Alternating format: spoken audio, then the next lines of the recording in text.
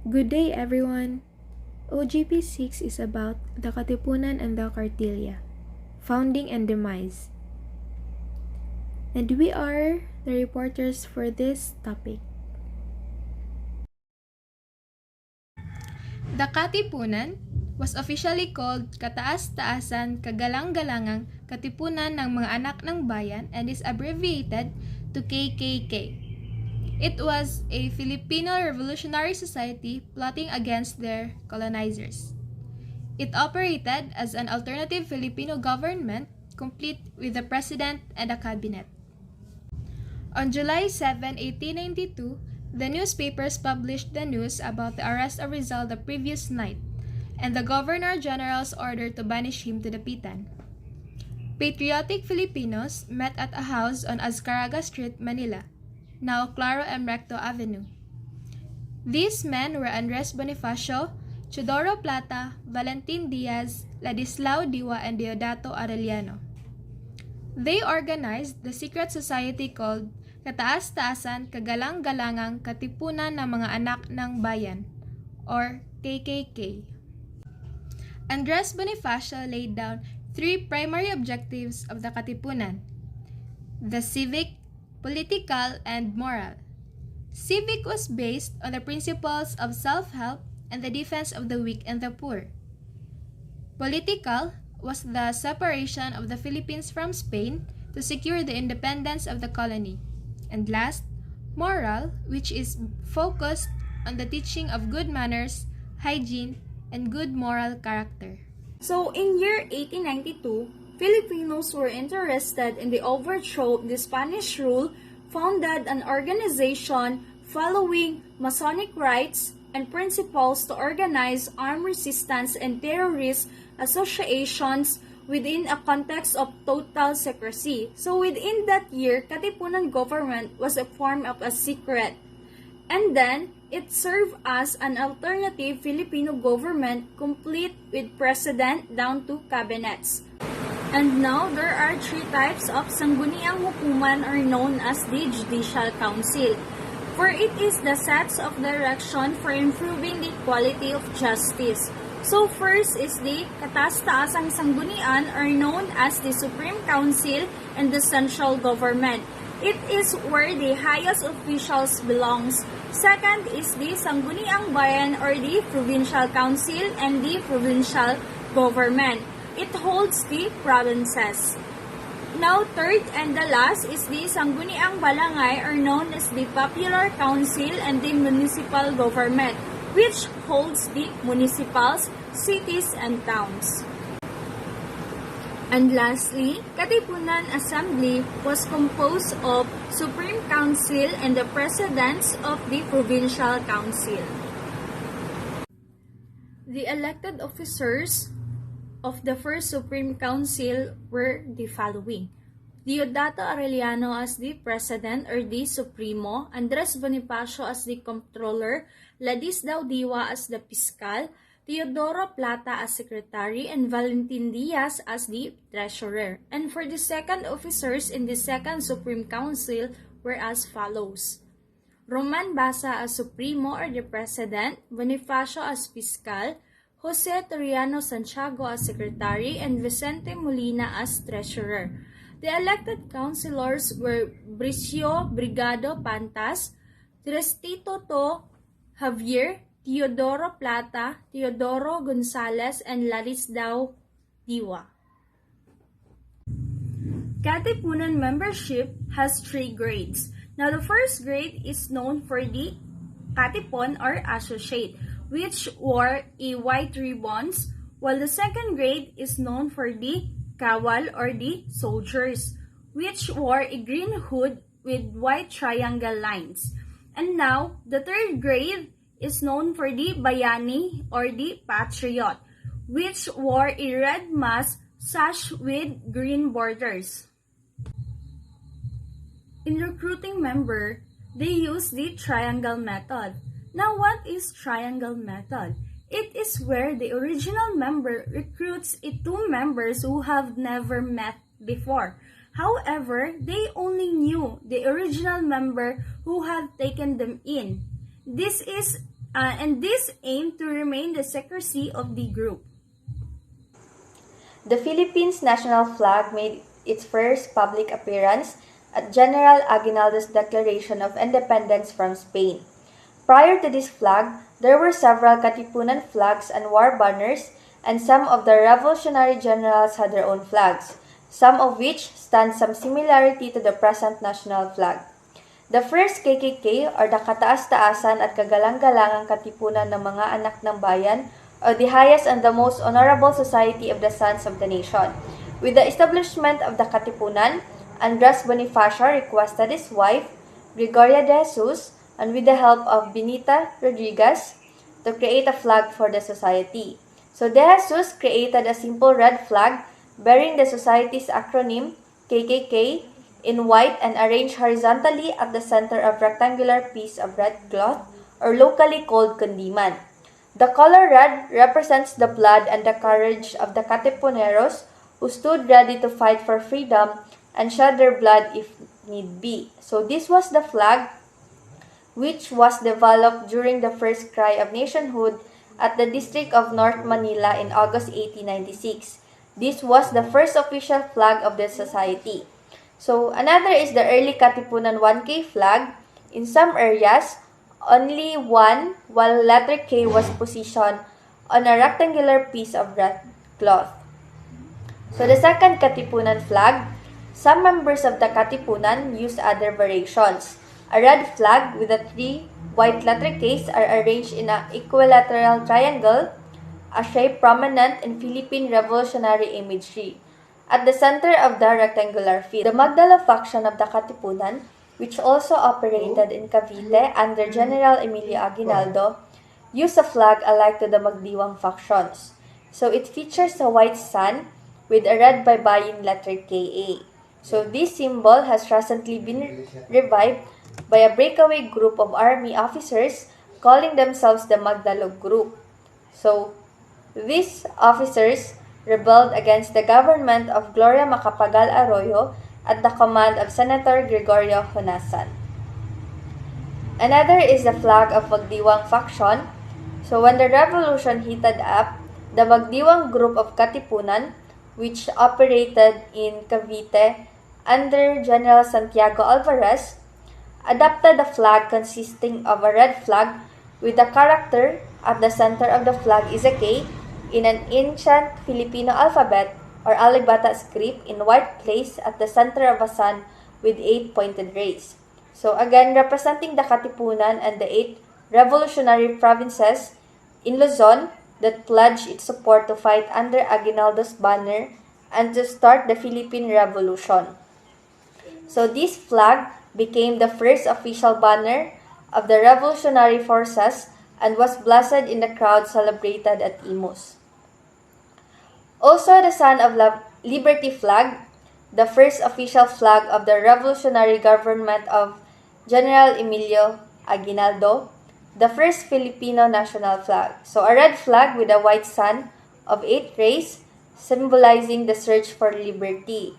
This was adopted by the revolutionary leaders at their assembly in Naik, Cavite on March 17, 1897. It was transformed version of the Aguinaldo Magdalo flag with the mythological sun at the center. So the last revolutionary flag represented the desires of independence of the Filipino nation as a whole. So rather than the Katipunan society alone, for the sun or the nation had replaced the KKK as the center of their sign. So it was raised and waved during some of the bloodiest days of the revolution. But unfortunately, it did not last long. So the flag served as the national flag and was used for less than a year because the Filipinos signed a truce with the Spanish authorities, or what we call the Pact of the Biak na Bato, on December 14 to 15, 1897. The twin souls of Katipunan are Andres Bonifacio and Emilio Jacinto. Andres Bonifacio was born on November 30, 1863 in Azcaraga, Saint, near Manila Railroad Station. His parents, Santiago Bonifacio and Catalina de Castro, belonged to the lower middle class. He sold canes and paper fans in his early years. He worked as a messenger of J.M. Fleming and Corporation, an English trading firm, and later as an agent of the German. At night, he read newspapers and books which were all written in Spanish. He felt sad and angry when Rizal was executed on December 30, 1896. Bonifacio was an anti-friar and anti-Spanish. To him, they were all the same, greedy, immoral, cruel, and lazy. His poems in Tagalog, Tapunan ng Lingap, and Ang Mga Kazandrones attacked the Spaniards furiously. He called the Spaniards white cattle. His poem Huling Hikbi ng Pilipinas openly called for the independence from colonial rule. Bonifacio found a twin soul in the Katipunan, the younger and the intelligent Emilio Jacinto. Jacinto lived a hard life when he was young like Bonifacio. His father died early, which compelled his mother to send him to his uncle's house for support.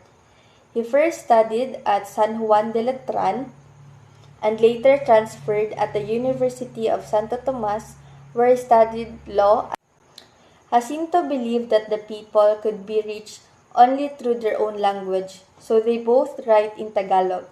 It is for the reason that Bonifacio and Jacinto succeeded in uniting the people behind them. He also wrote Liwanag at Dilim, Pahayag sa mga kababayan, and others. Bonifacio assigned him to lead the rebels in Laguna. He died in Mahayhay, Laguna on April 6, 1899 at the young age of 24. Andres Bonifacio and Emilio Jacinto believed that the time had come to change strategy and tactics.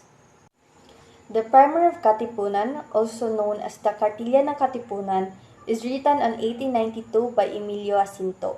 Emilio Jacinto was born in Tondo, Manila on December 15, 1875. Emilio Jacinto was an eloquent and brave young man that brought him in the position for the brain of Katipunan. So he was the only son of a man named Mariano Jacinto and a woman named Josefa Dizon. He decided to join the Katipunan when he was 19 years old. He is also known as Pinkian and DEMISE. So the Kartilya serve as the guiding principles and primary teachings of the Katipunan. Here are the 14 teachings of the Katipunan. First, life which is not consecrated to a lofty and sacred cause is like a tree without a shadow, if not, a poisonous weed. This highlights the importance of living a purpose-driven life. A Katipunero who does not have a purpose lives a useless life. Second, a good deed that springs from a desire for personal profit and not a desire to do good is not kindness. This is all about doing the right thing.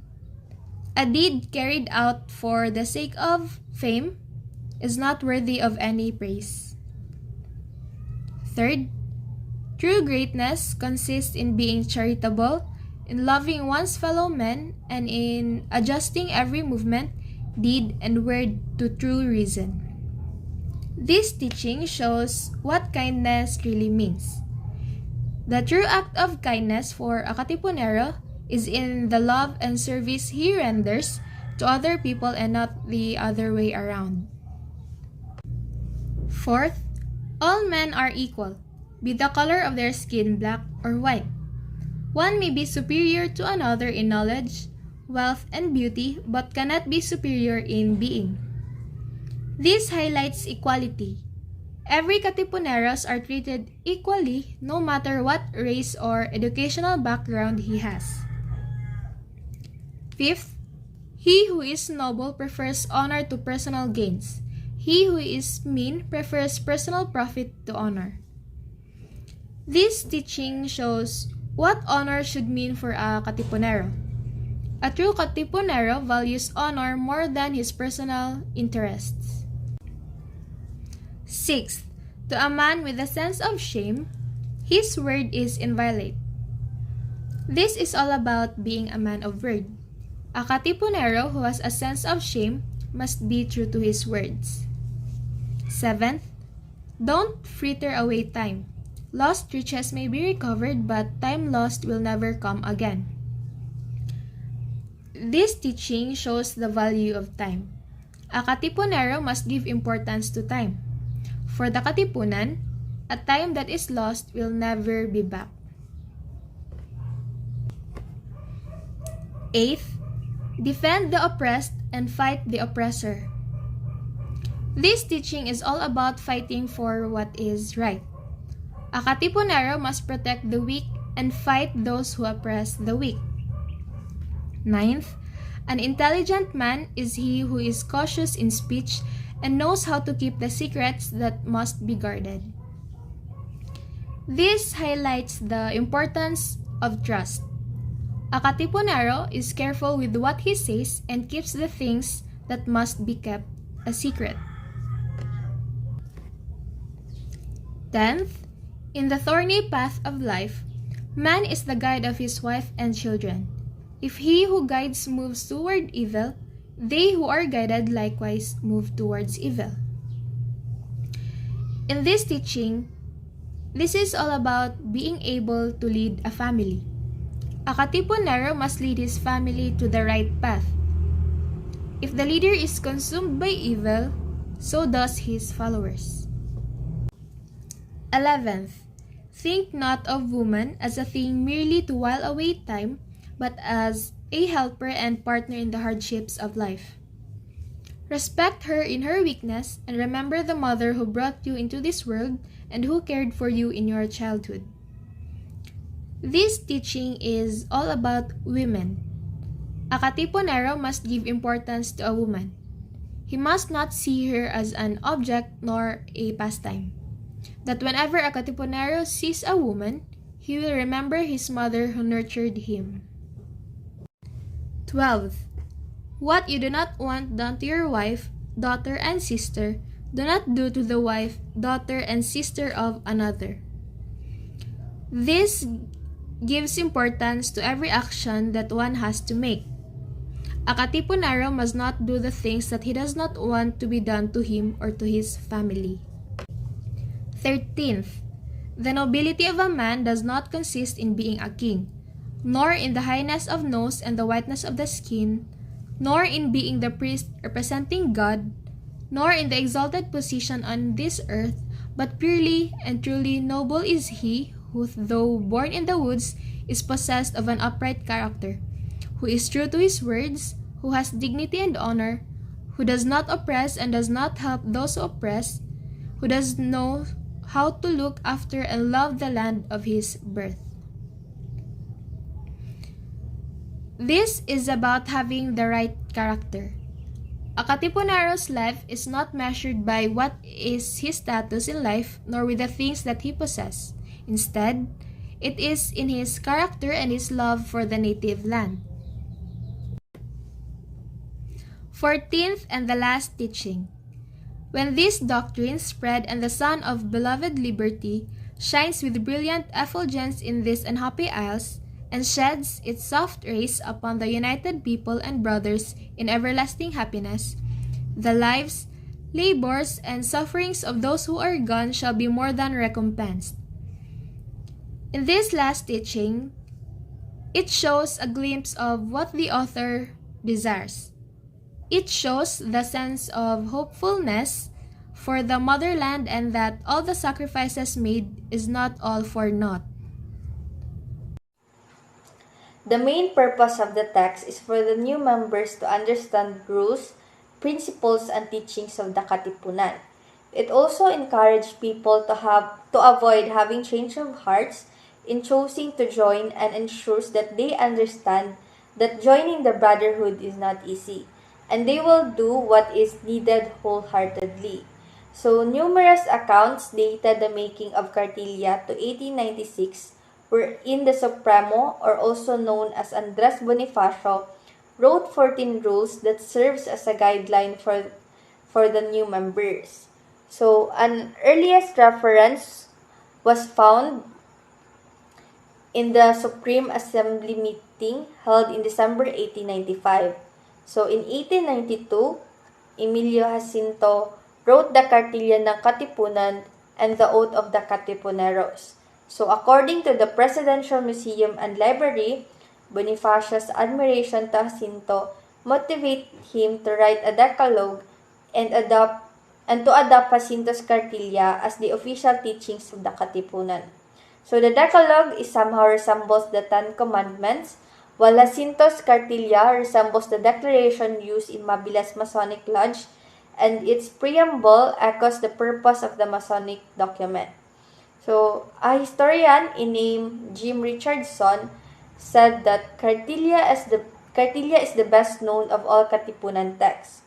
So the only document of any length set in print by the Katipunan prior to August 1896 that is known to be still extant. So this is also stated in his book, The Liberty of Light, which said to have a direct translation of the original Kartilya ng Katipunan penned by Jacinto. So therefore, we can see clearly that Kartilya ng Katipunan was originally written by Emilio Jacinto and not Bonifacio. Bonifacio only adopted the Kartilya and wrote a decalogue. Well, according to De La Costa, 1992, aside from the experiences of abuse felt by the Katipuneros under the Spanish, there were other influential factors causing the creation of the Katipunan conceptualization of the Kartilya. The Enlightenment of rationality gave way to the rise of Romanticism. By the 19th century, it paved its way to liberalism and classicism. Then, by the 20th century, modernicism.